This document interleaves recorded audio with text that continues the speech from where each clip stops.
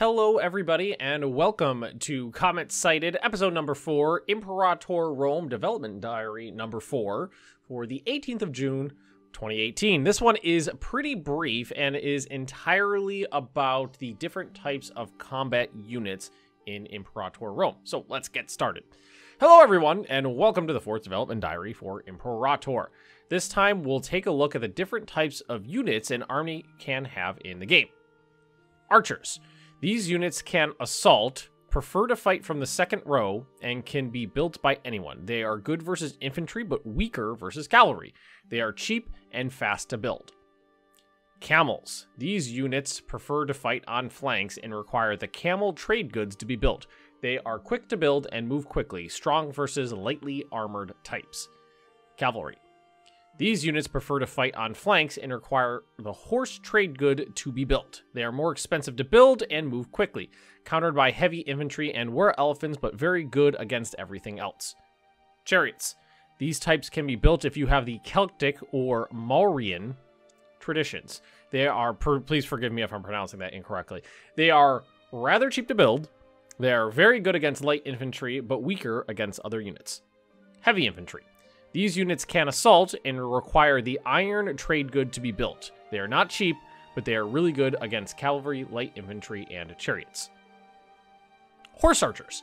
These units prefer to fight from the second row and require the steppe horse trade goods to be built. They cost similar to cavalry and are deadly to slower moving units, like cavalry. These units prefer to fight on flanks and require the horse trade good to be built. They are not very expensive to build and move very quickly. Weak against most units, but strong against archers and light infantry. Bringing us to light infantry. These units can assault and can be built by everyone.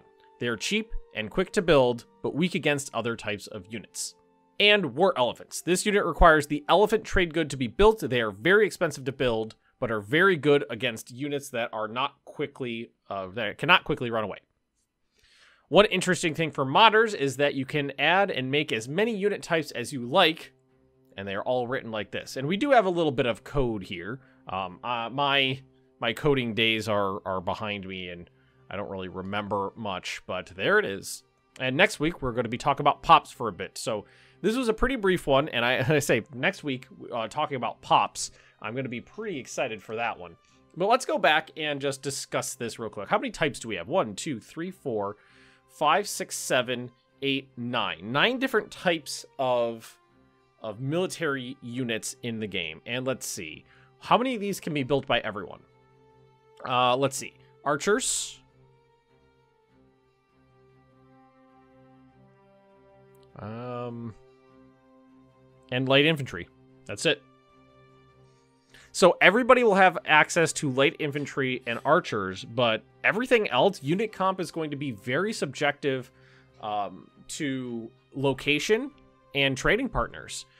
Because you do have to have access to trade goods for everything here. So camels, there's multiple types of horses because there are horses for cavalry and let's see, what was the other one?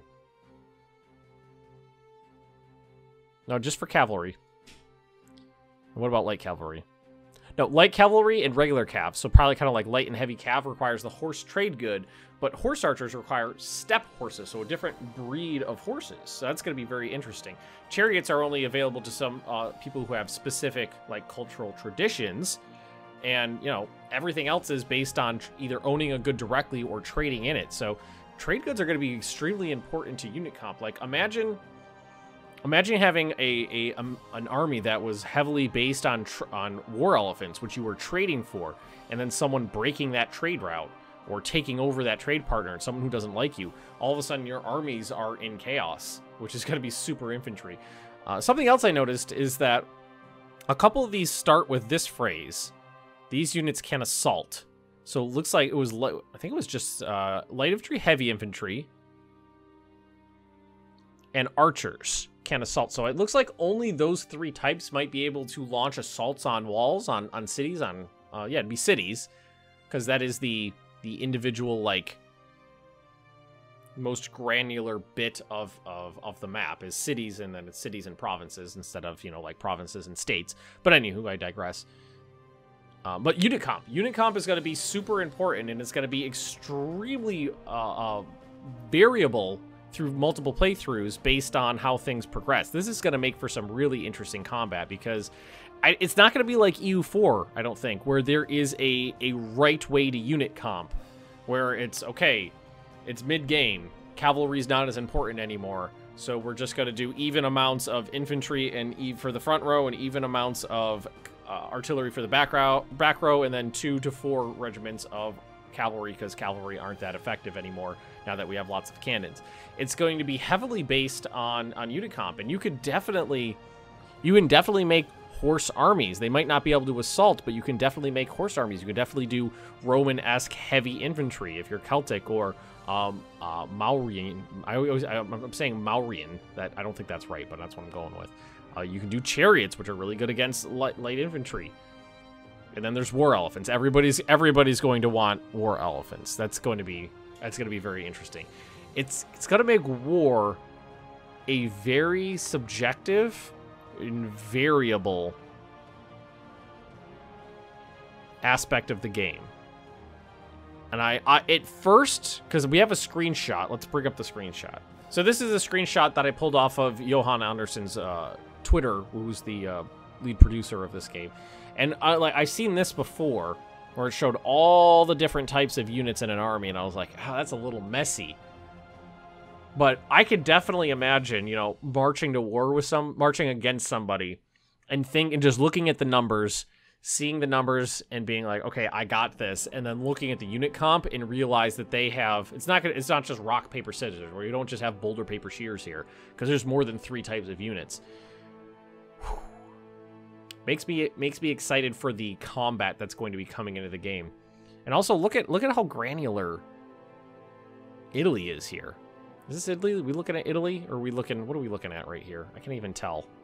I'm not sure what this flag is. I'm sure someone in the comment section will know exactly what this is. It kind of looks like the bottom of Italy to me, but it might be Greece. I can't really tell with it zoomed in like this.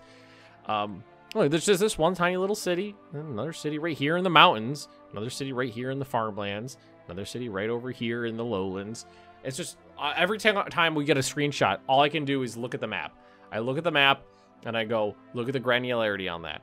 Look at all the different types of cities. Look at all of the different subdivisions. And right now, what I got in my mind is that with the granularity of the map and the variability of unit type, warfare in this game is going to be extremely fun. It's not just going to be, and it's going to be fun single player, but imagine multiplayer with, 10, 12 other people, and everybody having access to all this different stuff. And they can, everybody's going to be trying out new army comps all the time, trying to figure out what works and what doesn't, and what's good at fighting what. And, there's going to be those times in warfare where you're fighting an enemy that can easily defeat you, so you're going to have to change things up, retreat back to your homeland, change up your army comp, come at them again with different types of units.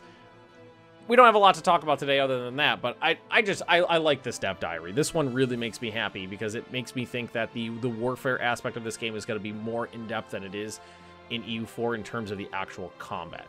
So that's it for today, guys. Just a short little one. Let me know in the comment sections what you think about this, and I will talk to you next Monday.